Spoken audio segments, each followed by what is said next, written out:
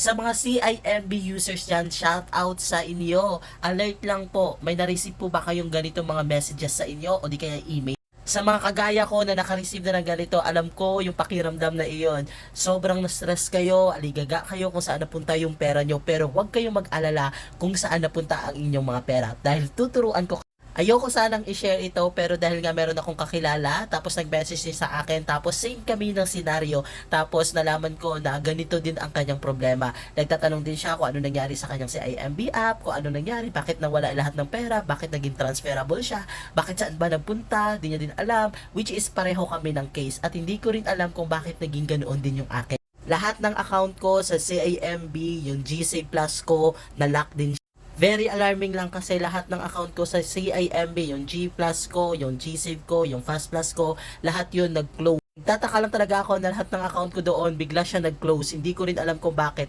Basta may natanggap lang akong email notification na lahat ng account ko doon nag-close kasi nga ang reason dahil sa updated. So ito lahat yung naging reason ng account ko sa CIMB ko kung bakit siya naging close. Iisa lang yung reason, sabi dito. After a thorough review of your account, we regret to inform you that your Fast Plus, GSave, basta tatlo yung account ko doon, with account number ending 87118 was closed on. So ganun yung nagiging reason. So hindi ko alam kung bakit naging ganun yung reason. Ang tagal ko na gumagamit ng CIMB.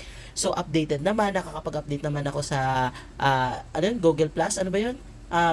Mas updated yung app ko na yun na CIMB. So, hindi ko alam kung bakit may naka-receive akong ganitong message. So, tuturuan ko kayo sa mga gaya kong ganito din yung case. Tuturuan ko kayo kung paano nyo makuha yung pera nyo na bigla lang siyang nawala. So, dahil nga naging close na yung mga account ko, yung naman doon sa GSave ko, sa Fast Plus ko, sa AppSave ko, nawala siya. So, para makita nyo kung saan napunta yung pera nyo noon, kasi ako, aligaga na ako noon, na-stress na ako kung saan ko makikita yung pera na yon. So, ang ginawa ko, tumawag muna ako sa CIMB, kung ano yung dapat kong gawin, ganito, ganyan. So, tinuruan nila ako. Hindi ko na kasi binasa itong email nila, na which is na sinabi naman pala dito kung saan ko makikita yung pera ko. Hindi ko na siya sa binasa. Ang ginawa ko, nag-call agad ako sa CIMB. Pero, kung hindi kayo makapag-call agad sa CIMB, ito lang gagawin nyo. Open nyo yung CIMB Bank PH app nyo. Pero kung kapag naka-open na kayo, ang gagawin nyo, mag-log out kayo. After nyo mag-log out, punta kayo doon sa pinaka-menu. Ito papakita ko. So, ganito yung gagawin nyo, mag-log out kayo kapag naka-login na kayo doon sa CIMB app nyo.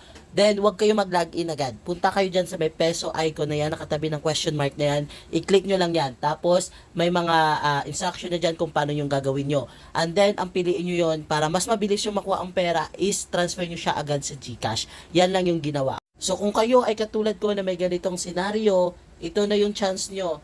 Open nyo na yung CIMB nyo, o di kaya log out nyo kung naka-open na kayo, punta kayo dun sa may peso sign, tapos sundin nyo lang yung mga instruction na ginawa ko. And then, magtatanong kayo kung bakit naging ganun siya. Tinanong ko rin siya doon sa CIMB, nakausap ko, sa call center ba yun, hindi nila dinidisclose yung ganun, kung bakit daw naging ganun yung account ko, kung bakit siya naging close. So, ang tanong pa doon, makapag-download pa ba ako, o makapag-open pa ba ako ng account ko sa CIMB ko, like GSave, hindi na po.